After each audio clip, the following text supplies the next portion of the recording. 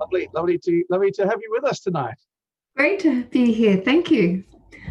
What a beautiful piece of music.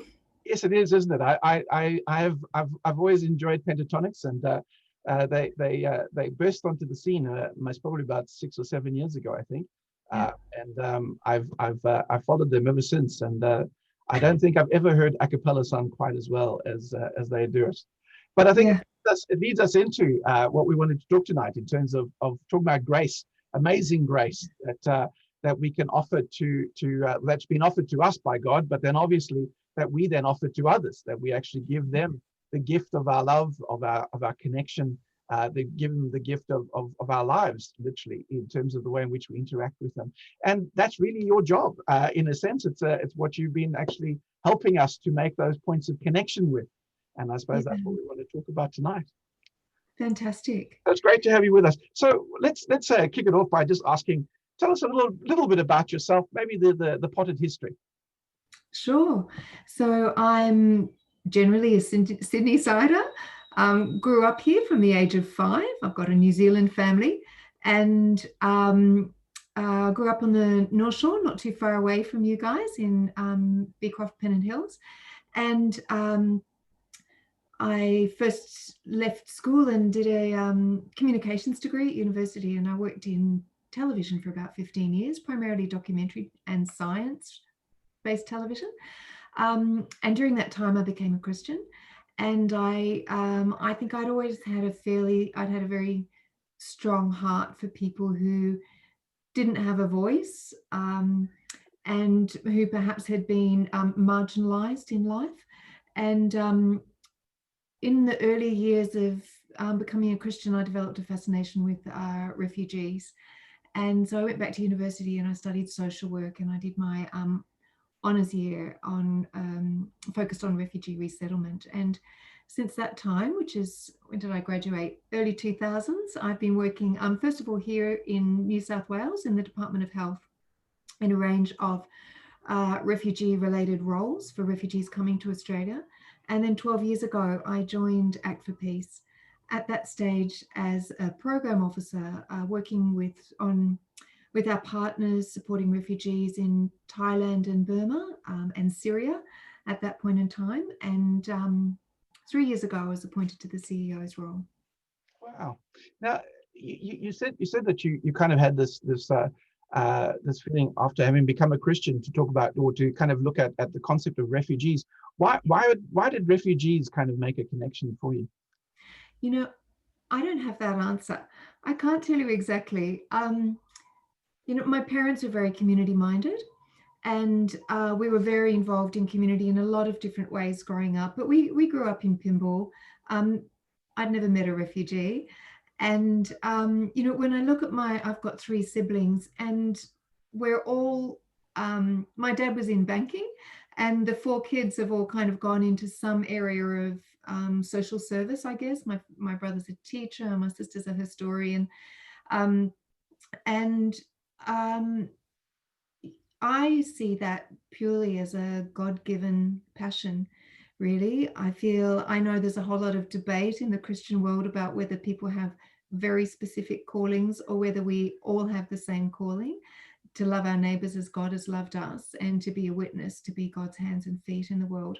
But I definitely, I have nothing in my history that would say that's why that's fascinating, but I had why I would have, I didn't have a turning point relationship or anything, but I had a very driving passion, and I see that as something that God's given me.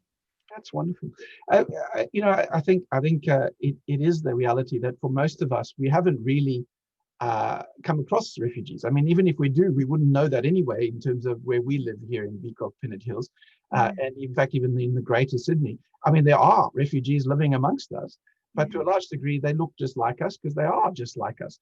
That's right. So the thing for me with the concept of refugees, how can we understand the refugee concept a bit better? I think a fantastic place to start is to think about Jesus. He was born as a refugee under technical, in a technical description. His parents had to leave their hometown and go back to the city of their origin And they made that difficult journey at a time when Herod had issued a decree to kill all the small boys in the land. That's a refugee story. You know, that unborn child was taken by their mother and their father to a place of safety, because in that day, the ruling body was persecuted. You know, was persecutory. And that's the case for refugees today. Sometimes it's the ruling body, it's the government in authority, or if not the government in authority, another group, a religious group, or a fanatical militia, who are persecuting you because of your race generally, or your religion, or your socioeconomic status. Yeah. Okay. And I suppose one of the things that I was thinking of as well in terms of some of this is, I mean, they actually even became more of a refugee, isn't it, when they went to Egypt itself, and kind of that being taken in by another country as part of that. Now, you've actually spent a fair amount of time. Well, you've spent time in the refugee camps themselves, particularly I think in Syria. You've been there. What if for people like us who've got no insight into that at all? What's it actually like? Yeah, thanks, Martin. I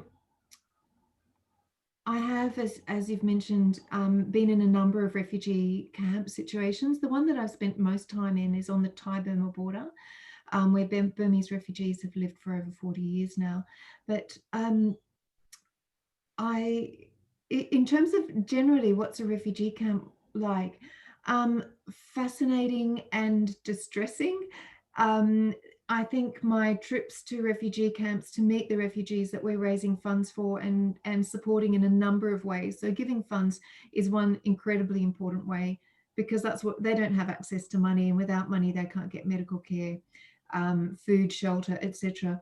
But within Act for Peace, we are also doing what we can for the communities that are leading these refugee camps, or the organisations working in the refugee camps, to lift their voice in national or regional dialogue, setting policy that should be, the aim is to improve outcomes for refugees. Many of the refugees around the world have been in that situation, some for their whole life, on the Thai-Burma border and in India. You know, people have been born into refugee situations, and there's 3 generations of refugees in some of these camps in some places. So to me, they're little communities that form, but they're enclosed communities. If you're in a camp, there's a lot of regulations. You can't leave generally without the government giving you a pass.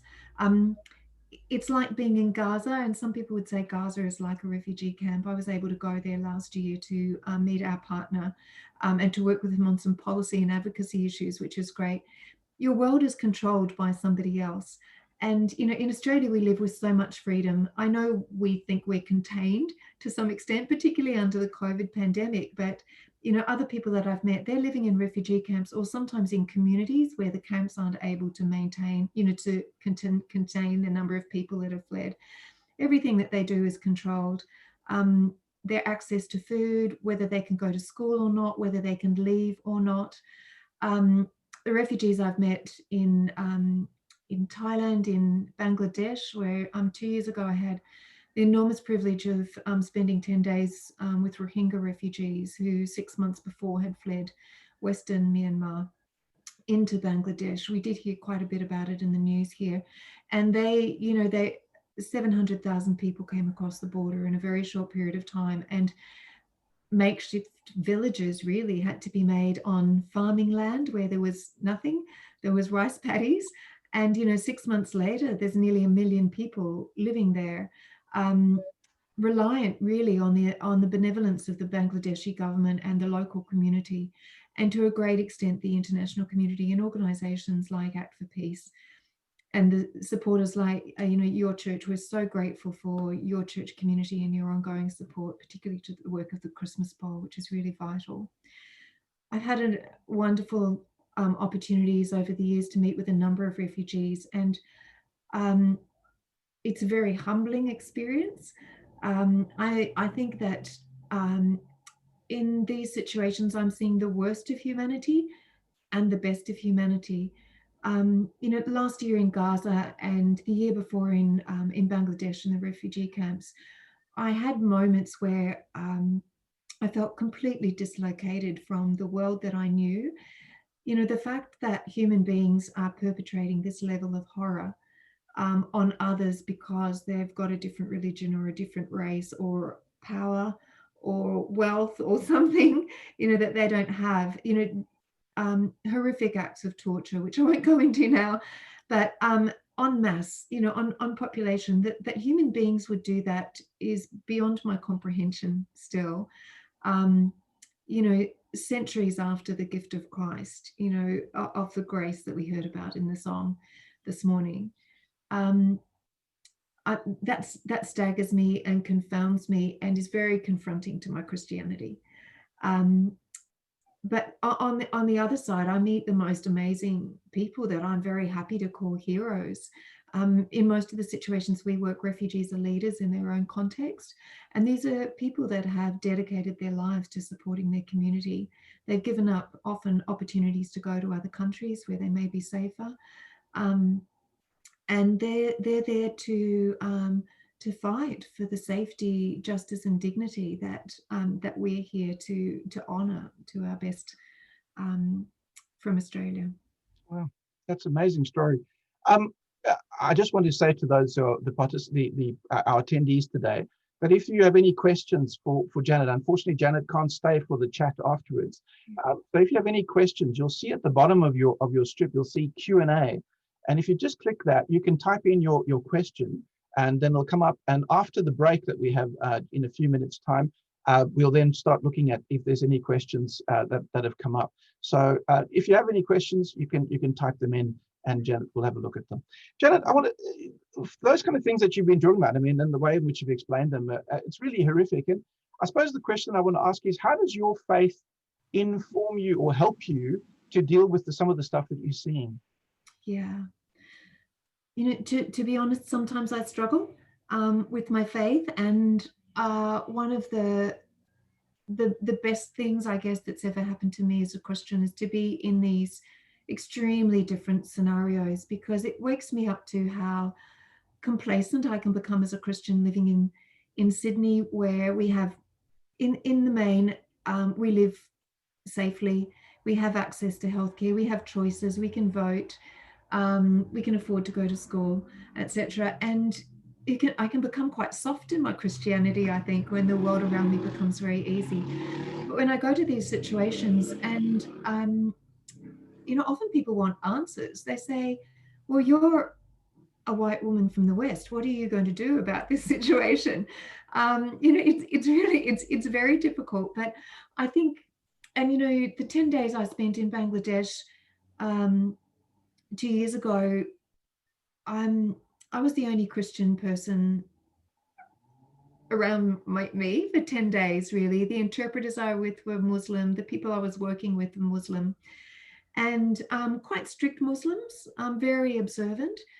And there was a time I remember just needing to sit in the dirt one day alongside some children as I was waiting for a doctor who I was going to interview, and just really I had to sit still and remind myself of what I really believed in, because I felt like I could not see the goodness of God in front of me. I'd been meeting with people who told me the most horrific stories, about their journey into the camps. They'd lost children, they'd lost parents, and there was not enough food.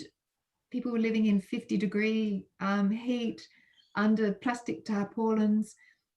It was an extraordinary situation. 2 years down the track, thanks to the gifts of people around the world, the situation's by no means good, but people have bamboo huts. At least the breeze comes through, in the middle of summer. But, I asked myself the question, if I had not been born in New Zealand, if I'd been born in Bangladesh, would I actually be a Christian? And had I made my way to hear about Christianity, would it have sounded true to me? And I had to go on another level of the journey to actually articulate for myself why I had chosen this faith that seemed to not be alive anywhere here. And I think my work requires me to be quite intellectual a lot of the time, particularly when we're advocating to government and trying to influence policy. And, you know, Christianity is an intelligent faith. But at the end of the day, I think what really keeps me grounded is the very simple revelation that I had as a new Christian, that Christ's love for me is bigger and more fulsome than the evil of the world, that his grace for me is big enough to actually carry me through all of the questions that I ask. And also that Christ loved those people that I was there meeting, you know, young Muslim women whose life were very controlled by the imams in their community. And to remember that, even in the time of Jesus, the disciples were persecuted. The apostles were stoned for their faith. And whilst personally I would like a world where everybody knew Jesus and we all lived in harmony and there was justice and everybody was treated with dignity and we all had safety, you know, the Bible also tells us that that's not going to happen until Christ comes again. So it means making some difficult intellectual choices, I think, and to make sure that I don't lose the spiritual aspect of my Christianity and I don't lose the personal relationship I have with Christ in what he did with me, in what he's done for me, and the memory of the times in my life when I know he's transformed things for me. I need to hold on to that reality because the world around me can actually cause me sometimes to think that's not the truth, and I know that it is. Okay, that's lovely. And I suppose it's the importance then of finding that strength somewhere, you know, because as you say, both Jesus loves the people, but also at the same time, he gives you the strength to be able to do the things that we need to do for it. We're going to have a look at some of the questions that have come in. And one of them is just about what are some of the projects that Act for Peace actually do to help us understand a bit more about refugees, not just in terms of raising money, but in terms of raising awareness. Yeah, thanks so much. So we work with Act for Peace works with local organisations. We don't have our own staff or our own offices in particular countries. And we actually have one staff member in India who's working with us. So we're working with refugee communities in Ethiopia, where there's over 19 different nationalities who are living in that country seeking refuge. Some of the people on the call tonight might be aware that just in this last week, Ethiopia itself is in an open conflict and Ethiopians are going to South Sudan. So that's a very complex situation that we're looking at the moment. We're working with refugee communities in Gaza, part of Palestine, Tamil refugees who have been living for around 40 years now in refugee camps in India, in Tamil Nadu. There was a peace accord signed in Sri Lanka in 2009, and then again in 2015. And so there's an enormous amount of work to be done before refugees can return safely to Sri Lanka. So we're working there with a refugee organisation who are working with the Sri Lankan community, who will be the host community when these refugees come back, and also helping the refugees in India to prepare. They've got to get together documentation because, of course, when they fled decades ago, generally they don't have time to pick up anything. They run with their clothes on their backs, so they don't have wedding certificates, birth certificates, anything like that. And when they get back to Sri Lanka, that means that often they can't work or they can't access healthcare, they can't put their children into school. So we're supporting a team of lawyers who are helping get that documentation in place. And we're also working with that organisation to support the government of Sri Lanka and the government of Tamil Nadu to put together a policy for safe return for refugees, which is very exciting work. In Bangladesh, we are working with a partner called Christian Aid, and they are managing one of the refugee camps in Bangladesh. And so we're supporting them with the role of management, which includes making sure that there's access to food and access to healthcare. Some of these camps are built on the sides of very steep hills. All the trees have been cut down, so there's no vegetation actually holding the soil on the hills. And when the monsoon rains come, the tents and the huts that have been built, easily wash away. So we're working with them to help try and actually consolidate some kind of safe housing for the refugees there. And on the Thai-Burma border, we've been working for nearly 40 years now. The refugee camps in Thailand for refugees from the eastern states, the conflict zone in Karen and Karenni state, Shan and Chin state, those camps are run by the refugees, same as the camps in India, because the Indian government and the Thai government haven't allowed the UNHCR to actually come in and run camps. So we're supporting, actually in Thailand, the program that we're supporting with the refugee communities in the camps there are around leadership training, particularly for women. So the hope is that within the next 10 years, those refugees will all be able to return to Myanmar. There's no third country resettlement program anymore. The UN program has finished for the Karen. So they, of course, so we've got 3 generations of people living in those camps, and they've never lived in a society other than a closed camp. So this is about giving, where we can, livelihoods training, basic job training, to skills, we would call them apprenticeships, things like that, skills that are going to be really important to them when they eventually go back to Burma. A lot of them won't be able to go back to their homelands because the Burmese government have taken them over, built mines, etc. It's a really terrible state. So they will go to other places in Burma, and they will need skills to be able to get some jobs.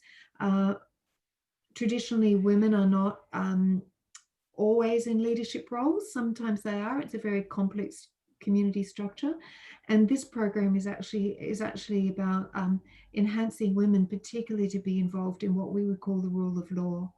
So setting up structures, policies, and legislation for society to actually make it safe. It's very exciting work. Sounds like it, and it sounds very diverse as well. I want to finish tonight with just one last question, and I suppose it's coming back to you personally as well as for us personally, and that's to say, other than just giving our money, which obviously we need to be able to do it, we need to do as well. Yeah. What can we do on a daily basis to kind of make social justice part of our faith? Yeah, wow. There are some wonderful Bible studies. If this is a whole new area for you, there's even just grab a concordance and look up justice. The Bible has a beautiful story to tell about how God's love informs how we are called as Christians to bring justice into our world. It is with love and grace and compassion, and the best place to understand that from is the Bible, and the best place to actually get an understanding, to actually start living that out, is with your family or with your neighbors. And sometimes it means just being prepared to listen rather than just start talking or making decisions on behalf of other people, to actually spend the time to sit and listen and to collaborate together. Some of the people in the meeting tonight might be aware of Timothy Keller's work. Timothy Keller is a minister for a large Methodist church, actually, in New York.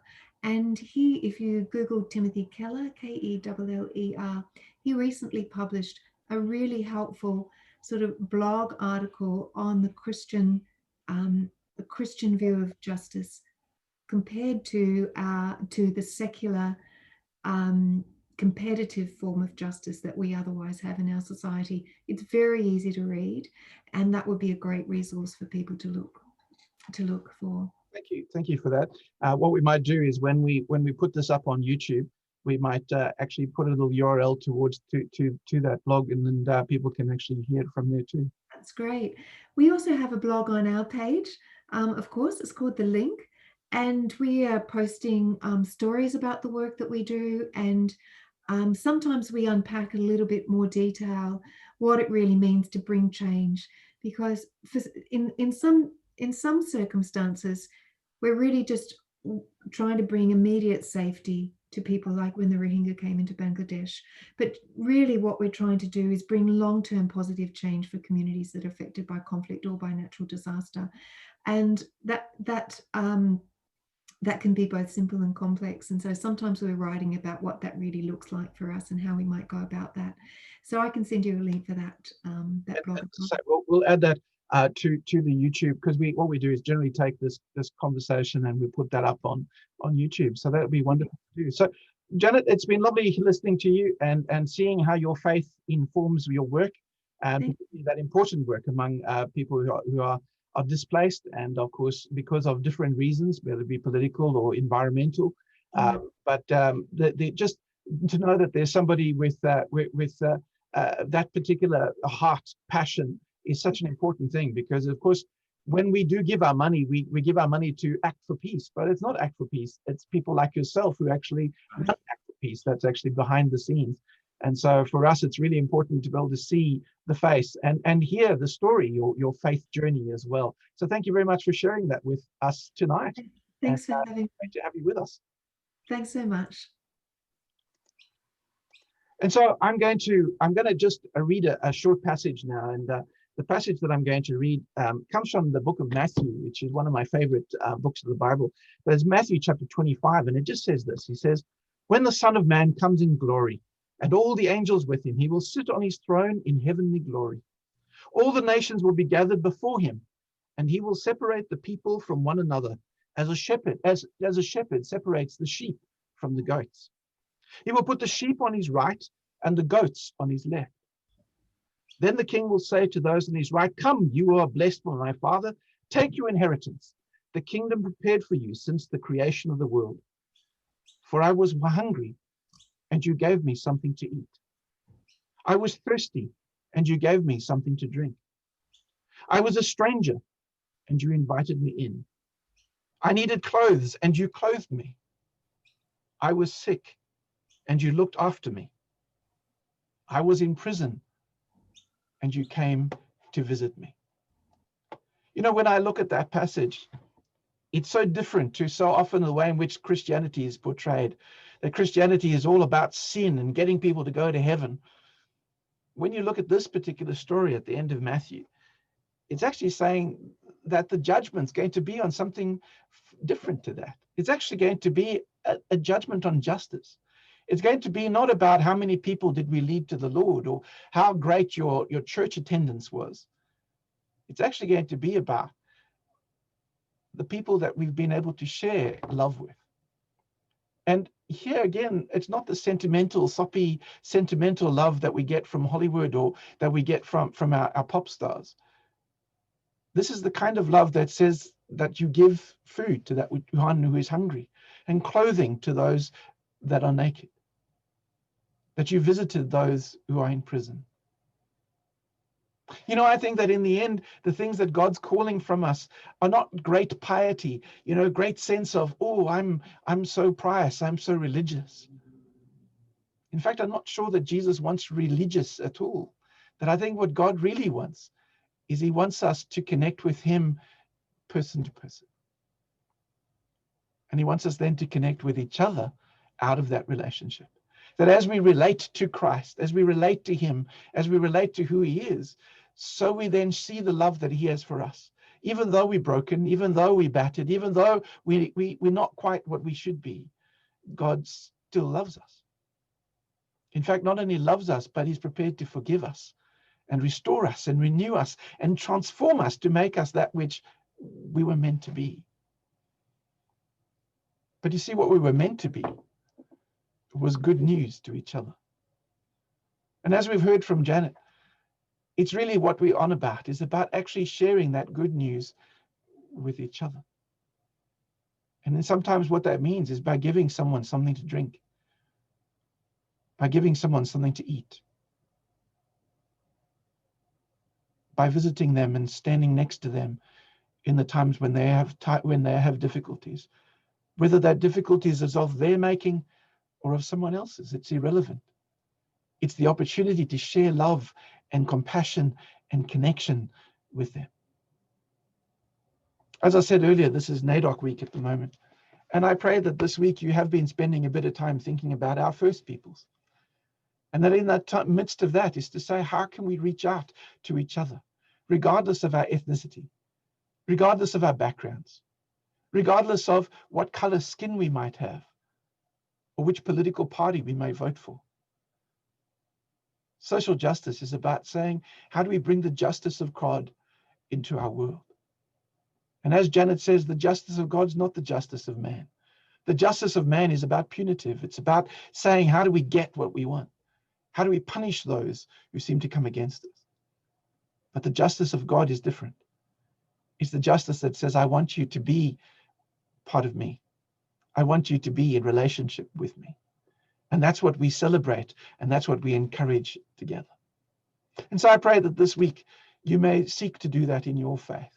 That however you live out your faith, that you may live it out in such a way that people will look at you and say, you've been a blessing to my life.